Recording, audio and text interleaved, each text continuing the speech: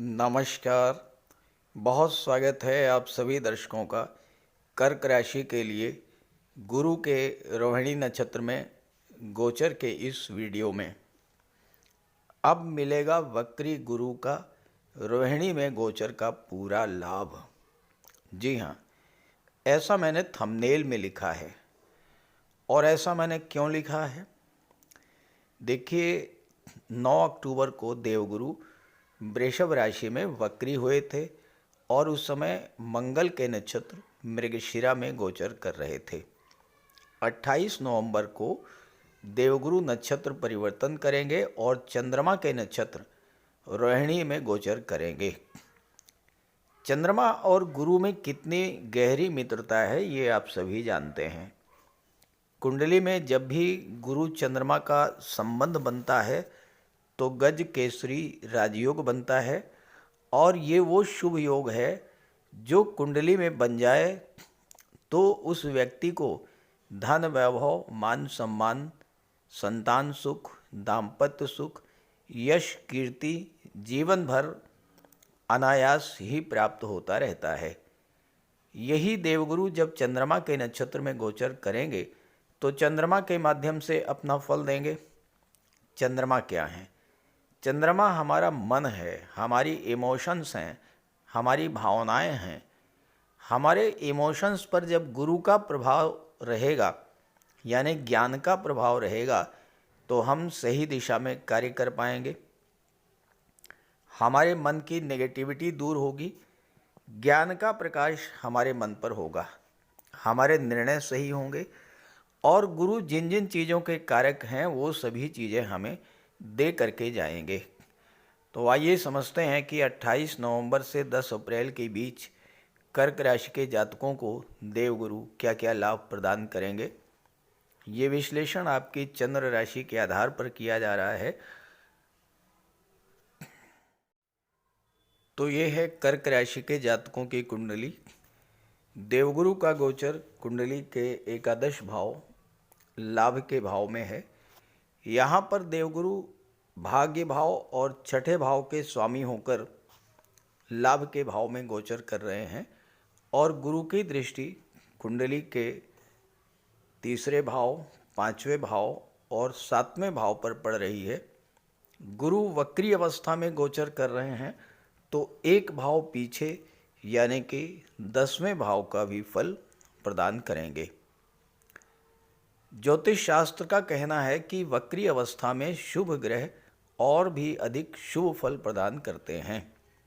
वक्री अवस्था में किसी ग्रह की चाल धीमी हो जाती है तो उसे चेष्टा बल की प्राप्ति होती है।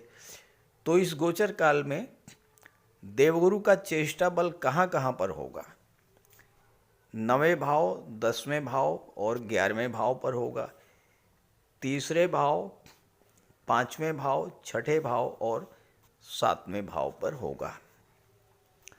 वक्र होने का एक अर्थ ये भी है कि पीछे की ओर लौटना, यानी आपके जीवन के कुछ वो कार्य जो अधूरे रह गए थे उन कार्यों को पूरा करने के लिए ही देवगुरु वक्री हुए हैं। आपकी कुंडली के 9वां भाव, 10वां भाव, एकादश भाव, तीसरे भाव, 5वें भाव, छठे और 7वें भाव से संबंधित जो भी कार्य अधूरे रह गए थे उन कार्यों को पूरा करने के लिए ही देवगुरु वक्री हुए हैं। और दूसरी बात, चूंकि चंद्रमा के नक्षत्र में है तो आपके मन की चेष्टा भी, आपके एफर्ट्स भी उन्हीं कार्यों को पूरा करने पर रहेगा जो अधूरे रह गए थे। तो आइए समझते हैं कि आपके कौन कौन से कार्य पूरे होंगे। देवगुरु छठे भाव के स्वामी होकर के तीसरे भाव पर दृष्टि डाल रहे हैं। छठा भाव क्या होता है? ये वो भाव होता है जो हमारे जीवन में चल रहे संघर्षों को, चैलेंजेस को शो करता है।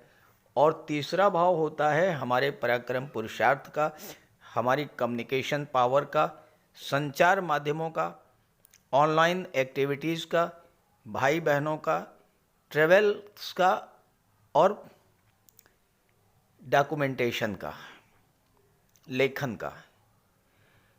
आज के समय में ज़्यादातर लोग ऑनलाइन प्लेटफॉर्म का ही यूज़ कर रहे हैं।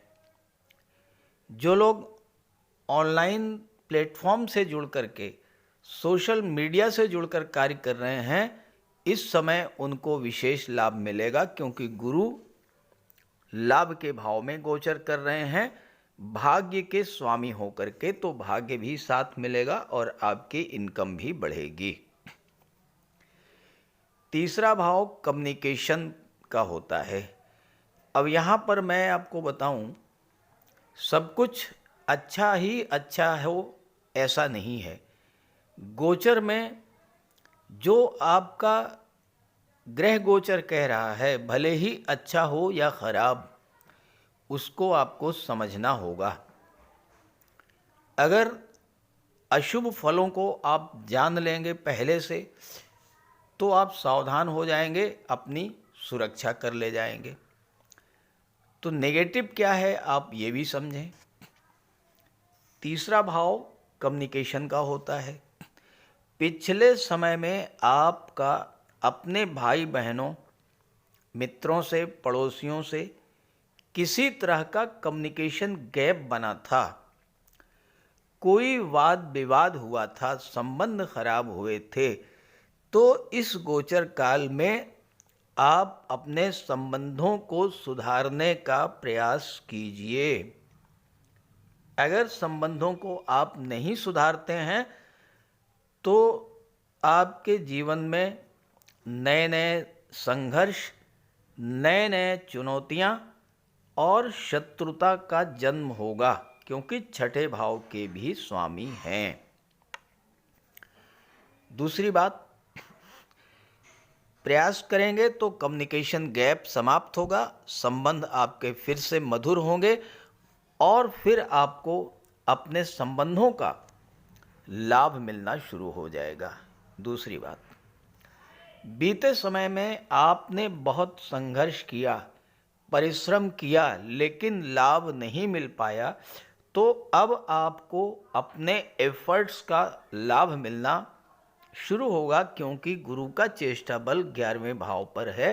तो आपकी इनकम बढ़ेगी, सोर्स ऑफ इनकम बढ़ेंगे, extra source of income generate होंगे। लेकिन यहीं पर सब कुछ अच्छा ही है ऐसा नहीं।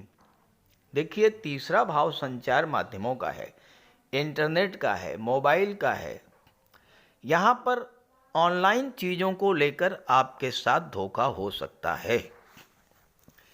आप अपना आईडी, अपना पासवर्ड किसी से भी शेयर मत कीजिएगा। किसी को पासवर्ड दिया है तो चेंज कर दीजिए। आपके मोबाइल पर कोई ओटीपी आता है और आपसे ये कहा जाता है कि इस ओटीपी को बताइए, तो भूल करके भी ओटीपी आप किसी को शेयर मत कीजिए।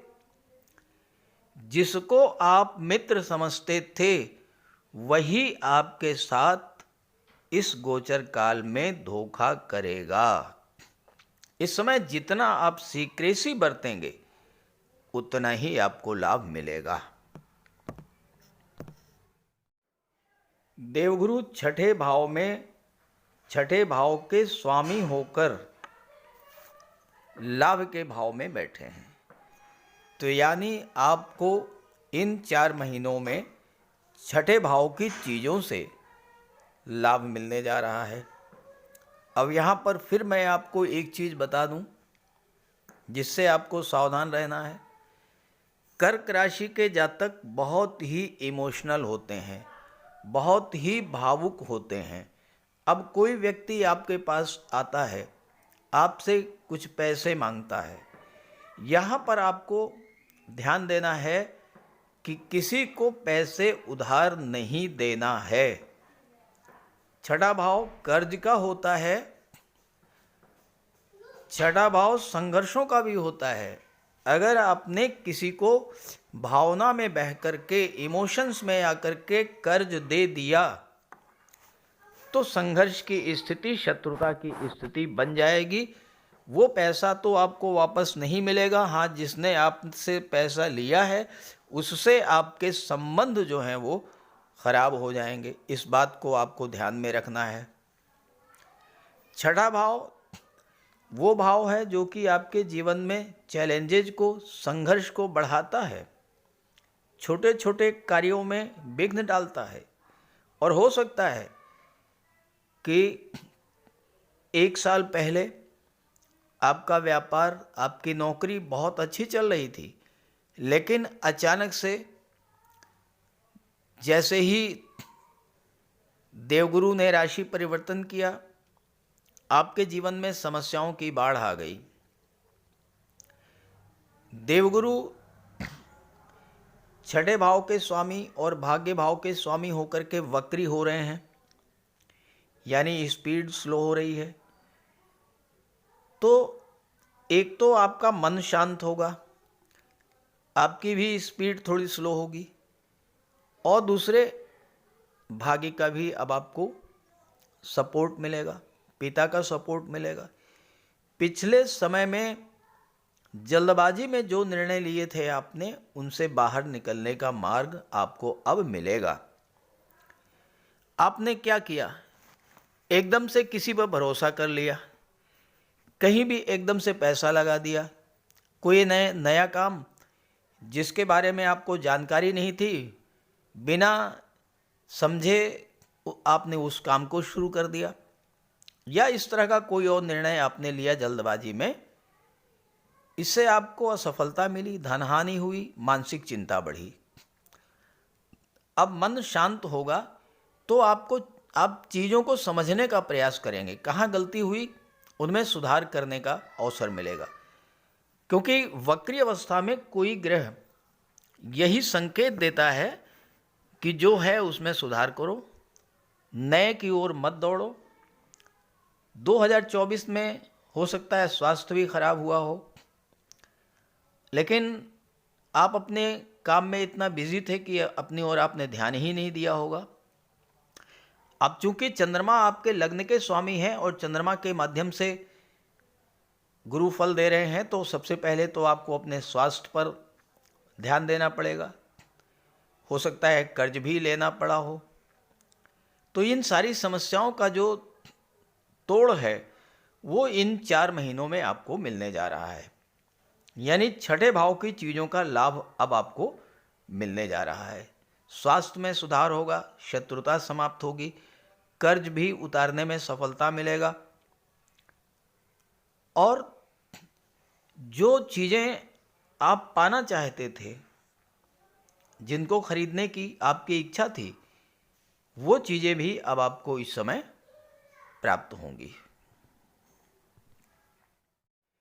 देवगुरु नवम भाव के स्वामी हैं, तीसरे भाव पर दृष्टि डाल रहे हैं। तीसरा भाव और नवम भाव ये दोनों ही यात्राओं को शो करता है। तीसरा भाव छोटी यात्राओं को, नवम भाव लंबी यात्राओं को। तो इस गोचर काल में इन 4 महीनों में आपको यात्राएं तो करनी पड़ेंगी। भाग्य का साथ मिलेगा, मेहनत का फल मिलेगा, इसमें कोई दो राय नहीं है। विदेश यात्राएं भी करनी पड़ेंगी और धार्मिक यात्राएं भी आप करेंगे। इन यात्राओं से आपको एक तो भाग्य बूस्टअप करेगा, दूसरे धन का लाभ होगा। भाग्य का स्वामी जब लाभ के भाव में गोचर कर रहा है तो आपको नवम भाव की चीज़ों से लाभ होगा। 11वां भाव क्या है? ये आपकी इच्छा पूर्ति का होता है। तो आप अपनी इच्छाओं की पूर्ति करेंगे, विशेष करके चौथे भाव या 5वें भाव से संबंधी इच्छा। काफ़ी समय से आप सोच रहे थे कि अपने घर के लिए, अपने परिवार के लिए, अपने लिए कुछ करें, कुछ खरीदने का प्लान कर रहे थे तो करें। तो ज़रूरी चीज़ों पर, अपनी इच्छाओं की पूर्ति पर आप धन खर्च करें, लेकिन फिजूल खर्ची से बचें। आपके लिए ये 4 महीने खर्च करने के लिए ही देवगुरु रोहिणी नक्षत्र में आए हैं। मन की इच्छा पूरा करें। धन तो देवगुरु आपको देंगे ही, क्योंकि देवगुरु का गोचर एकादश भाव में है। लेकिन यहाँ पर एक बात का ध्यान दीजिए, गुरु जिस भाव से संबंध बनाते हैं उस भाव का विस्तार कर देते हैं। तो 11वें भाव का विस्तार करेंगे, यानी आपकी इच्छाओं को बढ़ा देंगे। अब किस तरह से होगा? आपके मन में ये था कि 1 लाख के आसपास की कोई टू व्हीलर खरीद लें।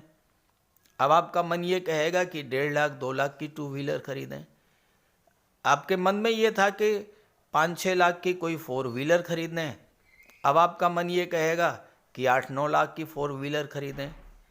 आप कोई छोटा प्लाट लेने की सोच रहे थे, अब आपके मन में ये होगा कि थोड़ा बड़ा प्लाट लें। तो इसमें क्या होगा? धन की आवश्यकता ज़्यादा पड़ेगी। धन की आवश्यकता ज़्यादा पड़ेगी तो फिर आप छठे भाव में आ जाएंगे, यानी कर्ज लेना पड़ेगा। तो मैं ये कहूँगा कि कर्क राशि के जातकों के जीवन में शनि की ढैया गतिमान है, इसलिए कर्ज लेने से आपको बचना होगा। कर्ज ना तो देना है और ना ही कर्ज आपको लेना है, क्योंकि एक बार आप कर्ज के दलदल में फंस गए तो दोबारा उससे निकलना बहुत मुश्किल पड़ेगा। तो क्या करें? जितनी आपकी आवश्यकता है, जितने में आपका काम चल रहा है, आप उतना ही खर्च कीजिए। दिखावे के लिए, शो ऑफ के लिए, किसी की देखा देखी, लिमिट से ज़्यादा खर्च न करें। जितनी आपकी चादर है उतना आप पैर फैलाएं, तो उतनी इच्छाएं आपकी देवगुरु पूरा करेंगे इन 4 महीनों में। अगले 4 महीनों में आपको कोई लंबी यात्रा करनी पड़ेगी और आप इसके लिए मेंटली तैयार रहिए। चाहे व्यापार के सिलसिले में, चाहे नौकरी के सिलसिले में, या घूमने के लिए, घूमने फिरने के पर्पज़ से, पिकनिक मनाने के लिए, क्योंकि 5वें भाव पर भी दृष्टि है। 5वां भाव मनोरंजन का होता है, तो यात्रा तो करेंगे आप। ये भी हो सकता है कि आपके बॉस के द्वारा आपके किसी लंबे टूर पर भेजा जाए, या आपके घर परिवार के किसी व्यक्ति से संबंधित किसी कार्य को लेकर आपको लंबी यात्रा करनी पड़े। यात्रा तो आपको करनी ही पड़ेगी। हाँ, ये ज़रूर है कि इन यात्राओं से आपको लाभ होगा, क्योंकि 11वें भाव का संबंध 9वें भाव से बन रहा है। गुरु की दृष्टि 5वें भाव पर भी है और 7वें पर भी है। अब 5वां भाव संतान का होता है, शिक्षा का होता है, लव रोमांस का होता है। 5वां भाव लॉटरी शेयर सट्टे को दर्शाता है। 7वां भाव विवाह को दर्शाता है, दाम्पत्य सुखों को दर्शाता है, पार्टनरशिप को और व्यापार को दर्शाता है। भाग्य के स्वामी हैं, लाभ के भाव में बैठे हैं, तो 5वें भाव और 7वें भाव की चीज़ों से आपको लाभ मिलेगा। 5वां भाव लव रिलेशंस का होता है, तो लव रिलेशंस और अधिक मजबूत होंगे। विवाह में परिणित होने का योग बनेगा। जो लोग अविवाहित हैं उनके लिए विवाह का बहुत अच्छा समय है। और चूंकि 7वें का संबंध भाग्य से बन रहा है, तो ये आप समझिए कि विवाह के बाद आपकी भाग्योन्नति होगी। अगर इन 4 महीनों में आपका विवाह होता है तो आपकी भाग्योन्नति होगी, विवाह के बाद आपको लाभ होगा। 5वें का संबंध बन रहा है 9वें से और एकादश से। 5वें संतान का होता है। जो नवविवाहित हैं और जो संतान के इच्छुक हैं उनको संतान की प्राप्ति होगी। और इन 4 महीनों में अगर संतान की प्राप्ति होती है तो संतान के जन्म लेने से आपकी भाग्योन्नति होगी, आपको धन का लाभ होगा। आप देखिएगा आपकी इनकम बढ़ेगी, वो संतान आपके लिए बहुत भाग्यशाली होगी। और अगर इन 4 महीनों में आप संतान की प्लानिंग कर लेते हैं तो वो संतान अत्यंत भाग्यशाली, गुरु के समान ज्ञानवान होगी। उसके जन्म लेने पर आपकी भाग्योन्नति, आपके पिता की भाग्योन्नति होगी।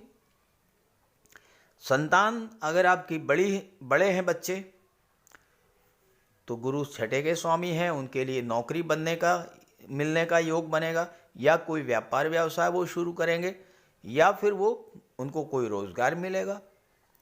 क्योंकि पांचवें, छठवें और सातवें तीनों का संबंध बन रहा है नवम भाव से और एकादश भाव से।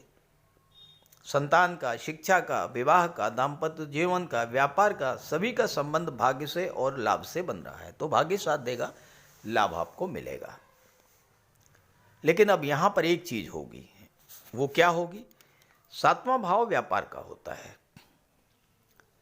हर व्यक्ति ये सोचता है कि इनकम को बढ़ाया जाए, और हो सकता है कि आपको ये लग रहा हो कि आपकी जितनी इनकम है उतने से आपका काम नहीं चल रहा है, तो आप कुछ extra source of income generate करने का प्रयास करेंगे। लेकिन हो गया क्या कि इन 4 महीनों में आप सोशल मीडिया पर बहुत समय खर्च करेंगे, ये सर्च करने में कि कौन सा व्यापार किया जाए। लोगों से आप राय लेंगे कि कौन सा व्यापार शुरू करें। लेकिन आप ये समझें कि ये जो समय है नया व्यापार शुरू करने का बिल्कुल नहीं है।